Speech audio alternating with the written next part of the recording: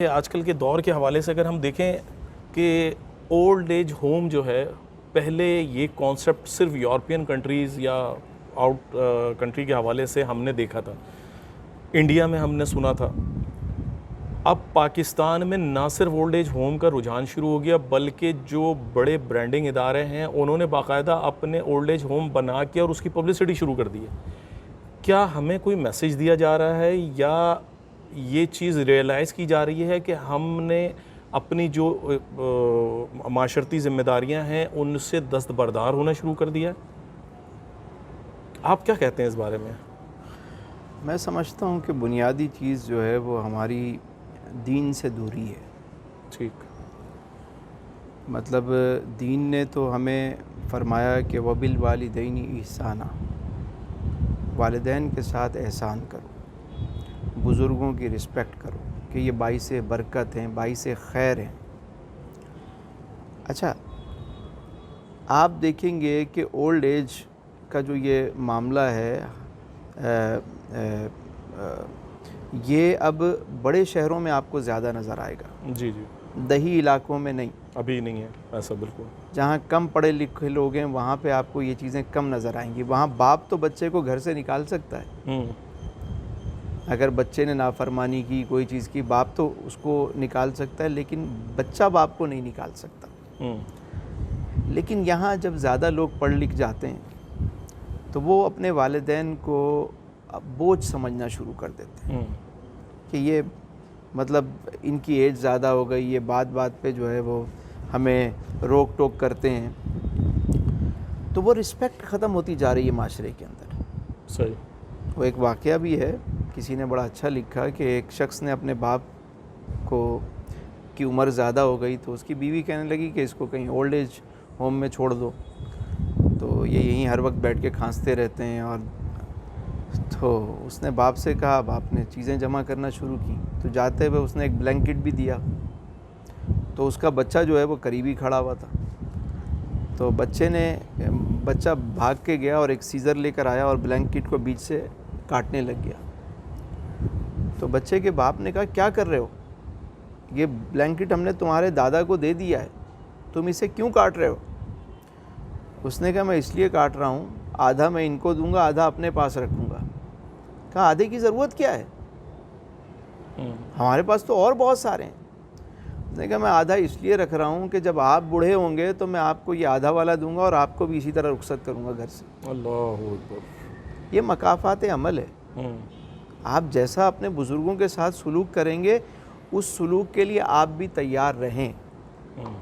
جیسا بو گے ویسا کاٹو گے. ٹھیک ہے. تو رسپیکٹ جو ہے نا، جب بچہ دنیاوی تعلیم زیادہ حاصل کر لیتا ہے نا، میں نے دیکھا ہے تو ماں باپ اس سے بات کرتے ہوئے ڈرتے ہیں کہ اس سے بات کریں یا نہیں کریں. اور جہاں بچہ دینی تعلیم سے بہرہ ہوتا ہے تو بچہ ڈرتا ہے ماں باپ سے کہ میں اگر کوئی ایسی بات نہ کروں کہ والدین ناراض ہو جائیں. صحیح. اچھا، میں یہاں قطع کلامی کروں گا تسلیم بھائی، لیکن میں اس میں ایک چیز ایڈ کر کے آپ زیادہ بہتر مجھے بتا سکتے ہیں اور اس پہ روشنی ڈال سکتے ہیں کہ اس کو ہم مطلب ویل ایجوکیٹڈ کے بجائے ہم یہ کیوں نہ کہیں کہ جو بہت ویل آف ہیں وہ یہ کام کر رہے ہیں. کیونکہ جہاں پر ابھی بھی جو لوور کلاس ہے، جو مڈل کلاس ہے، وہاں یہ رجحان نہیں ہے کہ وہاں سے ماں باپ کو جو ہے وہ آپ بے دخل کر دیں یا انہیں اولڈ ایج کا کانسیپٹ آ جائے. یہ جو ویل آف ہمارے جو کچھ جگہیں ہیں وہاں سے یہ چیزیں آ رہی ہیں. تو مطلب ہم ویل ایجوکیٹڈ ہو کے ویل آف ہو کے اخلاقیات کھو رہے ہیں، جو میں آپ کی بات سمجھ سکوں. دیکھیں، میں آپ کو پھر وہی کہوں گا کہ ہمیں بہت زیادہ ایجوکیشن کے مقابلے میں تھوڑی ایجوکیشن بھی اگر ہمارے پاس ہو لیکن ادب زیادہ ہونا چاہیے. کیا بات ہے. بے شک. یہ ادب جو معاشرے سے ختم ہوتا جا رہا ہے نا، اس کی وجہ سے خرابیاں ہمارے یہاں پیدا ہوتی جا رہی ہیں. ٹھیک ہے. ادب تو یہ سکھاتا ہے کہ والدین کے دین ہمیں یہ سکھاتا ہے، ادب یہ سکھاتا ہے کہ اپنے بڑوں کی رسپیکٹ کرو. دین یہ سکھاتا ہے کہ یہ جو تمہارے پیرنٹس ہیں تم اور کچھ نہ کرو، صرف مسکرا کے انہیں دیکھ لو، تمہیں ایک حج کا ثواب ملے گا. سبحان اللہ. سبحان اللہ. بے شک ایسا ہی ہے. ان کے قدموں کے نیچے جنت ہے، ماں کے قدموں کے نیچے جنت ہے. رسپیکٹ بتائی گئی. ایسا ہی ہے. تو جب دین ہمیں یہ سکھاتا ہے تو دین سے دوری جو ہے ہمیں وہ چیزیں سکھاتی ہیں. صحیح. تو میں سمجھتا ہوں کہ ایک واقعہ ہے. اب جب یہ نعمتیں نہیں ہوتی نا, جب ان کے ساتھ پھر یہ سلوک ہوتا ہے, پھر انہیں یاد آتی ہے. بے شک ہے. صحیح. میرے ایک دوست ہیں, عبید نام ہے ان کا, تو ان کے والد صاحب کا انتقال ہو گیا تھا, خالی والدہ تھی ان کی. تو والدہ کا بھی پھر انتقال ہو گیا, تو وہ اکیلا رہتا تھا. ایک دن مجھے اس کے کسی کام سے اس کے گھر جانا تھا, تو میں گیا تو میں نے دیکھا کہ یار اس نے دروازے کے اوپر جو ہے, مین گیٹ پہ نہیں, اندر جو اس کا بیڈ روم تھا اس پہ اس نے ایک جوتا لٹکایا ہوا ہے. تو میں نے کہا یار یہ تو نے جوتا کیوں لٹکایا ہوا ہے؟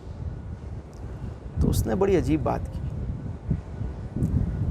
کہنے لگا یار تسلیم, بات یہ ہے کہ جب میری ماں حیات تھی نا, تو میں روزانہ اپنی ماں کے جو ہے وہ قدموں کو بوسہ دیتا تھا. سبحان اللہ.